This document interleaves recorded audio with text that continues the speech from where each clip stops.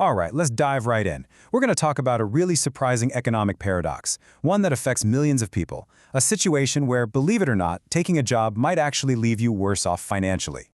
It just sounds completely backward, doesn't it?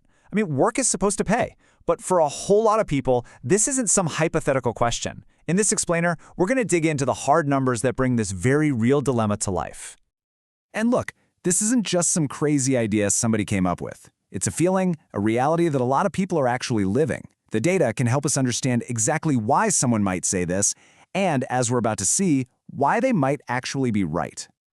So, to kick things off, let's look at this the official way, from a purely statistical point of view, the way economists and policymakers often see it when they're staring at spreadsheets and designing these benefit programs. And a huge piece of this puzzle is something called the benefits cliff. So imagine this. You get a small raise at work, maybe $1 an hour.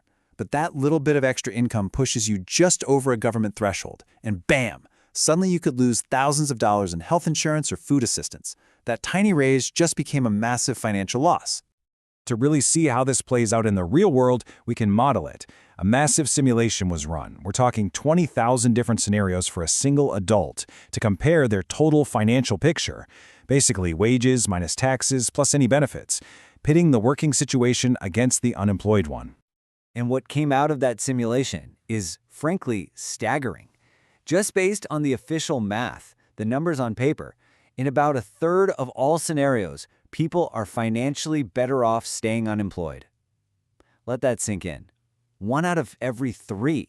That is not a small number. And while a third is already a huge figure, it doesn't even come close to telling the full story. Because that official math, well, it's missing the reality of what it actually costs a person just to hold down a job. So what are these real-world costs? I'm talking about the things that never show up on a pay stub or a benefits statement, but absolutely drain your resources every single day you clock in. This is the stuff we all know about, right? It's the gas for the car, the extra oil changes, the new tires. It's the absolutely insane cost of childcare.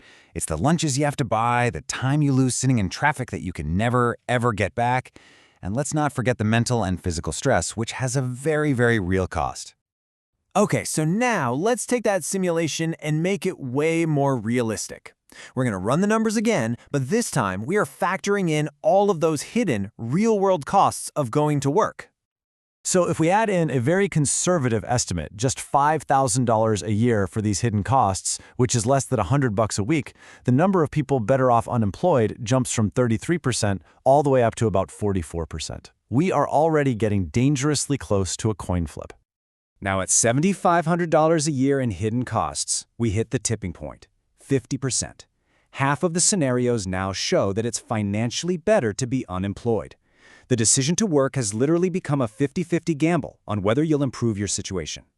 And with a totally realistic $10,000 in hidden costs, which for anyone with kids in daycare or a long commute is not an exaggeration at all, the math just completely flips on its head. And there it is.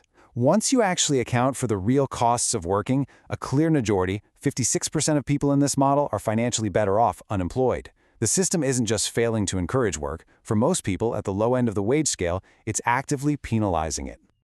So all this data lets us map out 3 totally distinct economic realities. If you're making below about $13 an hour, you're in what's called the trap zone, where staying unemployed often pays more. From $13 to $20 an hour, you're in the gray zone, where the financial benefit of having a job is tiny or maybe even non-existent. It's only once you get above $20 an hour that you finally enter the safe zone, where working is clearly and consistently the better financial choice. But right now, you might be thinking, okay, that's a national model. What about places with a super high cost of living and higher minimum wages? Does this logic still hold up in the most expensive places in the country? It's a great question. Well, here's the thing that's going to blow your mind. The problem is actually worse in these places.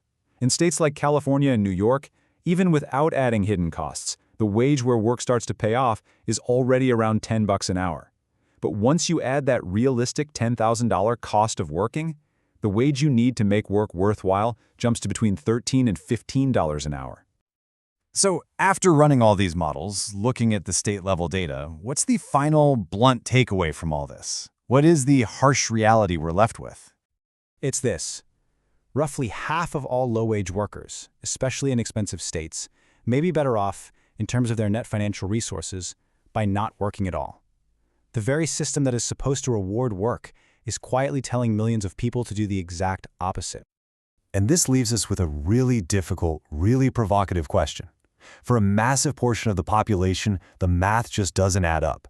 So if going to work doesn't reliably lead to a better financial life, what is the real incentive we're offering people?